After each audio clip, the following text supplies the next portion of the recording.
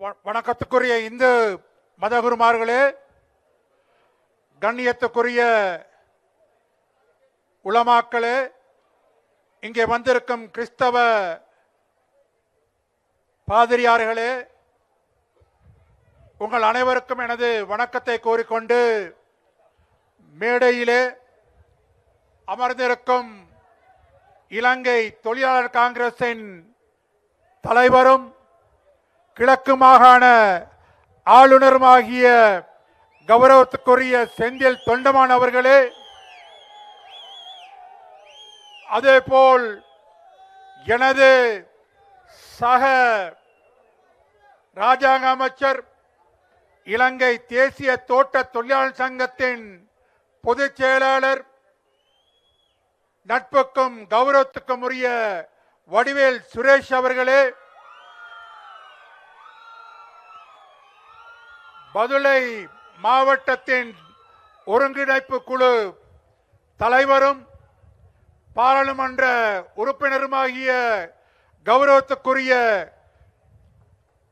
சுதர்சன ஜெனிபிட்டி அவர்களே, அதேபோல் மேடையிலே வீட்டிற்கும் முன்னாள் மாகாண சபையின் கௌரவ உறுப்பினர்களாகிய ஜயந்த கண்ணங்கர் அவர்களே, சுமித் சமயதாஸ் அவர்களே, வெடிமலையிலிருந்து வந்திருக்கும் கௌரவத்துக்குரிய முன்னாள் பாராளுமன்ற உறுப்பினர் சிவலிங்கம் அவர்களே, பெயர் குறிப்பிடப்படாத ஏனைய மாகாண சபையின் உறுப்பினர்களே, ஹல்தமுல்லை பிரதேச சபையின் முன்னாள் தலைவர், நட்புக்கும் கௌரவத்துக்கும் உரிய அசோக்குமார் அவர்களே, பிரதேச சபைகளின் பல்வேறு முன்னாள் கௌரவத்துக்குரிய உறுப்பினர்களே, பிரதி தவிசாளர்களே, மேடையிலே வீட்டிற்கும் அனைத்து முக்கியஸ்தர்களே, இங்கே எமது அழைப்பை ஏற்று வருகை தந்திருக்கும் எனது அன்புக்கும் மரியாதைக்கும் கௌரவத்துக்கும் உரிய எனது மக்கள் கூட்டம் அனைவருக்கும் எனது அன்பான வாழ்த்துக்களை தெரிவித்துக் கொண்டு உங்களோடு ஒரு சில விடயங்களை பகிர்ந்து கொள்ளலாம் என்று நினைக்கின்றேன். இன்று நாங்கள் இந்த இடத்திலே அமர்ந்திருப்பதிலே ஒரு விசேஷம் இருக்கின்றது, ஒரு வித்தியாசம் இருக்கின்றது. இவ்வளவு காலமும் அரசியல் ரீதியாக அது பெரும்பான்மை சமூகத்தை சார்ந்த அரசியல்வாதிகளாக இருக்கலாம், அல்லது எமது சமூகத்தை சார்ந்த அரசியல்வாதிகளாக இருக்கலாம், நாங்கள் அனைவரும் நவக்கிரகங்களை போல் எமது முகத்தை ஒவ்வொரு பக்கம் திருப்பி வைத்துக் கொண்டிருந்தோம். ஆனால் இன்று அந்த நிலைமையை மாற்றியது அதிமேதகு ஜனாதிபதி ரணில் விக்ரமசிங்கே அவர்களை இந்த இடத்திலே நாங்கள் பெருமையோடு ஞாபகப்படுத்த விரும்புகின்றோம். ஏனெனில் இன்று நாங்கள் அனைவரும் தொழிற்சங்க பேதங்களை மறந்து, கட்சி பேதங்களை மறந்து, அரசியல் பேதங்களை மறந்து ஓரணியிலே இன்று திரண்டிருக்கின்றோம் என்றால் இதற்கு அதிமேதகு ரணில் விக்ரமசிங்கே அவர்களே பிரதான காரணி என்று இந்த இடத்திலே கூறிக்கொள்வதிலே பெருமிதம் கொள்கின்றேன். ஆகவே இந்த அப்புத்தலை நகரிலே, இந்த ஒரு அப்புத்தலை அழகான நகரிலே, அனைவரையும் கவரும் வசீகரிக்கும் இந்த நகரிலே நாங்கள் இன்று அனைவரும் எமது ஜனாதிபதி ரணில் விக்ரமசிங்கே அவர்களின் வெற்றிக்காக இந்த இடத்திலே நாங்கள் அணிதிரண்டிருக்கின்றோம். பேதங்களை மறந்து எதிர்வரும் 21ஆம் தேதி கேஸ் சிலிண்டருக்கு எமது வாக்கள் என்ற இடத்திலே இருந்து நாங்கள் இங்கு அமர்ந்திருக்கின்றோம். இன்னும் சொற்ப வேளையிலே அதிமேதகு ஜனாதிபதி அவர்கள் இந்த இடத்திற்கு வரவிருக்கின்றார். ஆகவே நாங்கள் அனைவரும் ஓரிடத்திலே சங்கமமாகி அவருக்கான கௌரவத்தை இந்த இடத்திலே வழங்க நாங்கள் தயாராக இருக்கின்றோம் என்பதை அவருக்கு தெரியப்படுத்த வேண்டிய ஒரு தேவை இருக்கின்றது, அவசியம் இருக்கின்றது. அரசியல் ரீதியாக மலையக மக்களை பொறுத்தளவிலே நாங்கள் பல்வேறு இன்னல்களுக்கு முகம் கொடுக்கும் ஒரு மக்கள் கூட்டமாக 200 வருடங்களாக வாழ்ந்து வருகின்றோம். எமக்கென ஒரு அங்குலம் கூட சொந்தமாக காணி கிடையாது. காணி உரிமையற்ற வீட்டுரிமையற்ற மக்களாக நாங்கள் வாழ்ந்து கொண்டிருக்கின்றோம். ஆனால் இந்த நிலைமைக்கு முற்றுப்புள்ளி வைப்பதற்கு இப்பொழுது அதிமேதகு ஜனாதிபதி ரணில் விக்ரமசிங்கே அவர்கள் அனைத்து சட்ட திட்டங்களையும் தயாரித்துக் கொண்டிருக்கின்றார். ஆகவே இந்த 21ஆம் தேதிக்கு பிறகு அவர் இந்த நாட்டின் பெரும்பான்மை வாக்குகளோடு ஜனாதிபதியாக நிறைவேற்ற அதிகாரம் கொண்ட ஜனாதிபதியாக நியமிக்கப்பட்ட பிறகு நான் இந்த இடத்திலே கூறிக்கொள்வதிலே பெருமிதம் கொள்ளுகின்றேன், மகிழ்ச்சி அடைகின்றேன். இந்த நாட்டிலே வாழும் 15 லட்சம் தமிழ் மக்களுக்கும் காணி உரிமை வீட்டுரிமை கொடுக்கும் ஒரு தலைவனாக இப்பொழுது ரணில் விக்ரமசிங்கே அவர்கள் உதித்திருக்கின்றார் என்ற விடயத்தை நான் பெருமிதத்தோடு சொல்லிக்கொள்ள விரும்புகின்றேன். ஆகவே எனது பெருமைக்குரிய மக்களே, எனது உறவுகளே, நீங்கள் அனைவரும் இந்த தேர்தலிலே எவ்வித வேற்றுமையும் இல்லாமல் எவ்வித பாகுபாடும் இல்லாமல் நாங்கள் அனைவரும் ஓரணியிலே இவரின் பின்னால் நிற்கின்றோம் என்பதை எதிர்வரும் 26ஆம் தேதி நாம் அனைவரும் அதனை நிரூபித்து காட்ட வேண்டிய தருணம் இப்பொழுது வந்திருக்கின்றது. ஆகவே இந்த தேர்தல் எம்மை பொறுத்தளவிலே ஒரு வரலாற்று பதிவு என்று சொல்ல முடியும். அனைத்து அரசியல் கட்சிகளும் ஒன்றாக இணைந்து, அரசியல் கட்சிகளுக்கு அப்பால் தொழிற்சங்கங்கள் ஒன்றாக இணைந்து, மக்கள் தங்களது வேறுபாடுகளை மறந்து தமிழ் சிங்கள முஸ்லிம் என்ற வகையிலே இன்று நாங்கள் அனைவரும் ஓரணியிலே திறந்திருக்கின்றோம் என்றால் அதற்கு காரணம் எமது தலைவர் ரணில் விக்ரமசிங்கே அவர்கள். ஆகவே அவரை இந்த நாட்டின் நிறைவேற்று அதிகாரம் கொண்ட ஜனாதிபதியாக மாற்ற வேண்டிய, ஆக்க வேண்டிய ஒரு தார்மீக கடமையும் பொறுப்பும் நமக்கு இருக்கின்றது. அந்த வகையிலே அன்பார்ந்த மக்களே, உறவுகளே, நாங்கள் இந்த 21ஆம் தேதியை அதற்கான தருணமாக நாங்கள் பாவித்துக் கொள்ள வேண்டிய ஒரு இடத்திலே இருக்கின்றோம். வீட்டுரிமை காணி உரிமைக்கு நாங்கள் சொந்தக்காரர்களாக மாறும் நிலைமை மிக தொலைவிலே கிடையாது, மிக அருகிலே இருக்கின்றது என்பதை நான் இந்த இடத்திலே மீண்டும் மீண்டும் சொல்லிக் கொள்வதிலே பெருமிதம் கொள்கின்றேன். 2 வருடங்களுக்கு முன்பு இந்த நாடு எவ்வாறு இருந்தது என்று எங்களுக்கு தெரியும். இந்த நாட்டிலே இருந்த அந்த இருண்ட யுகத்திலே அனைவரும் பல்வேறு சிக்கல்களுக்கு நாங்கள் முகம் கொடுத்தோம். அந்த சிக்கலிலே ஒருவர் கூட தப்பித்துக் கொள்ளவில்லை. நான் உட்பட, எனது குடும்பம் உட்பட இங்கே இருக்கும் அனைத்து மக்களும் நாங்கள் அந்த இருண்ட யுகத்திலே பல்வேறு சிக்கல்களுக்கு முகம் கொடுத்தவர்களாகவே நாங்கள் இருக்கின்றோம். அப்படி என்றால் எமது வாழ்நாளிலே மறக்க முடியாத ஒரு காலகட்டம் என்றால் கடந்த 2 வருடங்களுக்கு முன்பு இந்த நாட்டிலே ஏற்பட்ட அந்த நிலைமை. இன்று இந்த தேர்தலிலே மொத்தமாக 39 வேட்பாளர்கள். இந்த 39 வேட்பாளர்களிலே ஒருவர் மரணித்திருக்கின்றார். ஏனைய 38 வேட்பாளர்களுக்கு மத்தியிலே தனிநபராக இருந்து இந்த தேர்தலுக்கு முகம் கொடுக்கும் ஒரே வேட்பாளராக எமது ஜனாதிபதி அவர்கள் இறங்கி இருக்கின்றார். அப்படி என்றால் அவருக்கான இந்த தைரியம் எங்கே இருந்து வந்தது? அவருக்கான இந்த துணிச்சல் எங்கே இருந்து வந்தது?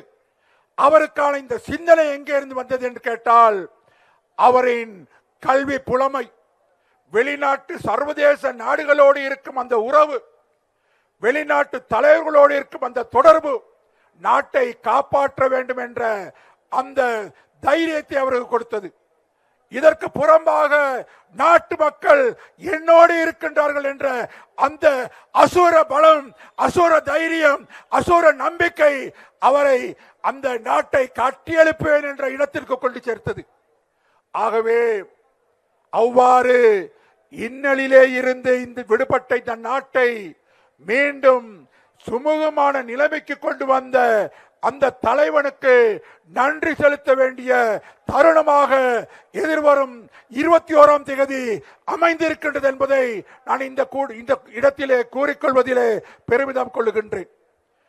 எம்மை பொறுத்தளவிலே, இலங்கையர்களை பொறுத்தளவிலே, அதிலும் விசேடமாக மலையக மக்களை பொறுத்தளவிலே நாங்கள் நன்றி கட்டவர்கள் கிடையாது. செய் நன்றி மறவாத ஒரு மக்களாகவே நாங்கள் இந்த நாட்டிலே 200 வருடங்களாக வாழ்ந்து வருகின்றோம். அப்படி என்றால் இன்னலிலே இருந்து எம்மையையும் இந்த நாட்டையும் மீட்டெடுத்த அந்த தலைவனுக்கு வாக்களிக்க வேண்டிய தார்மீக கடமை பொறுப்பு எமக்கு இருக்கின்றது என்பதிலே நான் பெருமிதம் கொள்ளுகின்றேன். ஆகவே அதனை நாங்கள் நிரூபித்து காட்ட வேண்டும், அதனை செயற்படுத்த வேண்டும், அதனை செயல் வடிவிலே காட்ட வேண்டும். அப்படி என்றால் நாங்கள் அதனை செயல் வடிவிலே காட்டுவதற்கான அந்த தருணம் தான் இப்பொழுது கிட்டியிருக்கின்றது, எட்டி இருக்கின்றது. அதை நாங்கள் சரியாக செய்வோம்.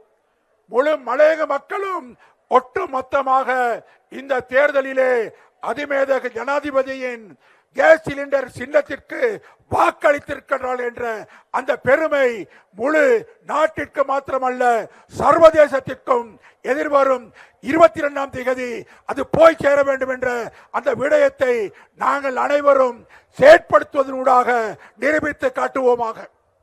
ஆகவே இந்த தேர்தல் பல்வேறு சவால்களுக்கு மத்தியிலான ஒரு தேர்தல். இன்று ஜனாதிபதி அதிமேதகர் ரணில் விக்ரமசிங்கவை தவிர இன்னும் 37 வேட்பாளர்கள் 37 வேட்பாளர்களுக்கு இன்று ஜனாதிபதியாக வேண்டும் என்ற ஆசை வந்திருக்கின்றது. ஜனாதிபதியாக ஆக வேண்டும் என்ற அந்த அவா வந்திருக்கின்றது. அப்படி என்றால் நாடு இருண்ட நிலைமையிலே இருக்கும் போது, நாடு சீரழிந்து போயிருக்கும் போது, நாளை என்ன நடக்க போகின்றதோ என்று மக்கள் அனைவரும் அங்கலாய்த்துக் கொண்டிருக்கும் போது இவர்களுக்கு ஏன் அந்த ஆசை அப்பொழுது வரவில்லை?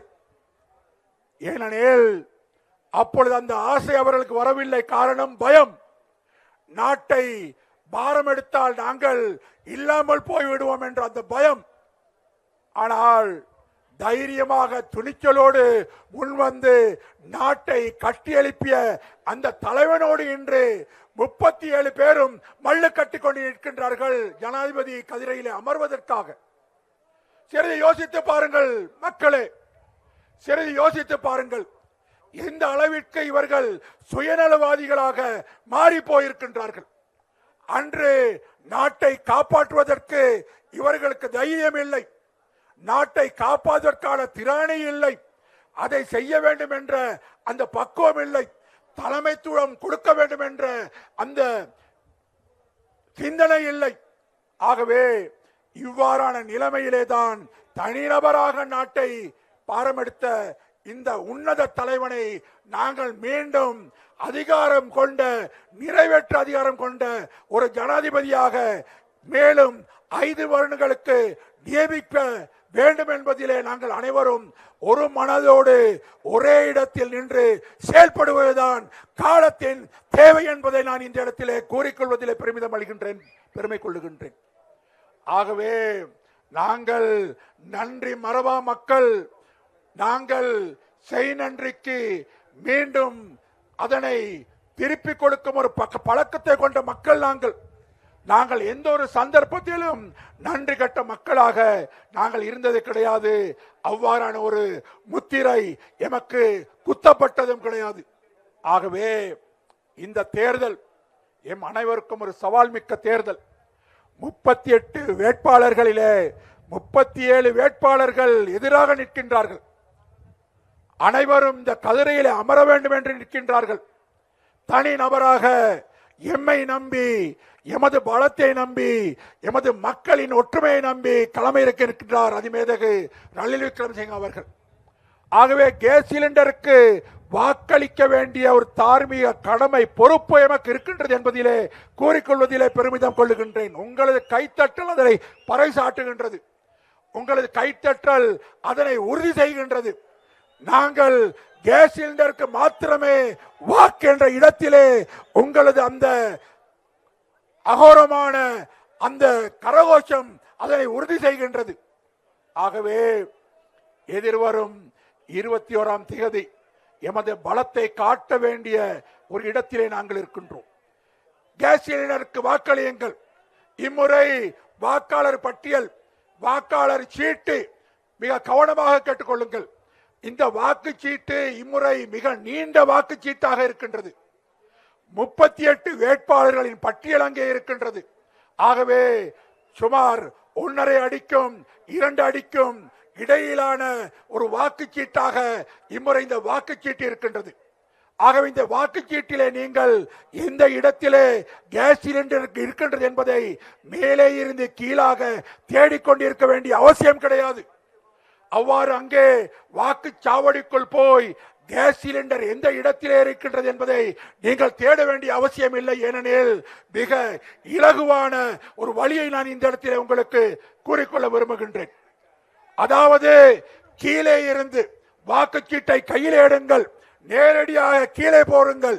கீழே இருந்து 1, 2, 3வது இடத்திலே இருக்கின்றது கேஸ் சிலிண்டர். வாக்குச்சீட்டிலே கடைசியிலே இருந்து 3வது இடத்திலே இருக்கின்றது கேஸ் சிலிண்டர். ஆகவே ஒவ்வொருவருக்கும் மிக இலகுவாக கேஸ் சிலிண்டரை அடையாளம் கொள்ள கூடிய ஒரே அந்த தன்மை வாக்குச்சீட்டிலே கடைசிக்கு போங்கள். கடைசியிலே இருந்து 1, 2, 3 என்று அந்த இடத்திற்கு வாருங்கள். அங்கே கேஸ் சிலிண்டர் கம்பீரமாக அமர்ந்திருக்கின்றது. வீட்டிலே நாங்கள் எவ்வாறு கேஸ் சிலிண்டருக்கு பெரும் மதிப்பும் மரியாதையும் கொடுக்கின்றோமோ, விசேடமாக பெண்மணிகளுக்கு கேஸ் சிலிண்டர் என்றால் ஒரு பாரிய விருப்பம், அலாதியான சந்தோஷம்.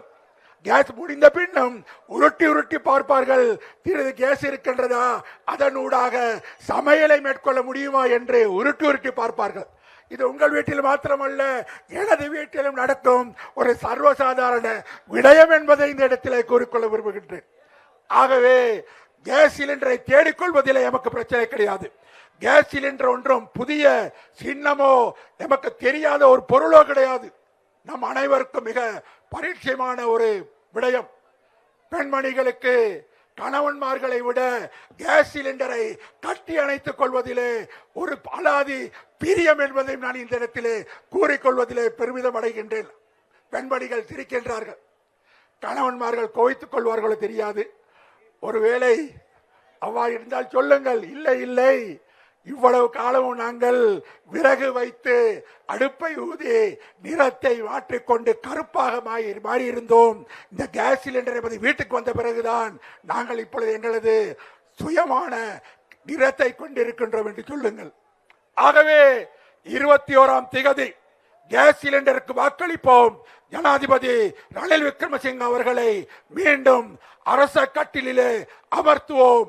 அதனூடாக எமது எதிர்காலத்தை, எமது வருங்கால சந்ததியருக்கான சரியான அடித்தளத்தை இடவோம் என்று சொல்லிக்கொண்டு, உங்கள் அனைவரின் வாக்குகளும் கேஸ் சிலிண்டருக்கு என்ற விடயத்தை மீண்டும் மீண்டும் வலியுறுத்தி உங்கள் அனைவரிடமிருந்து அன்பாக விடைபெறுகின்றேன். நன்றி, வணக்கம்.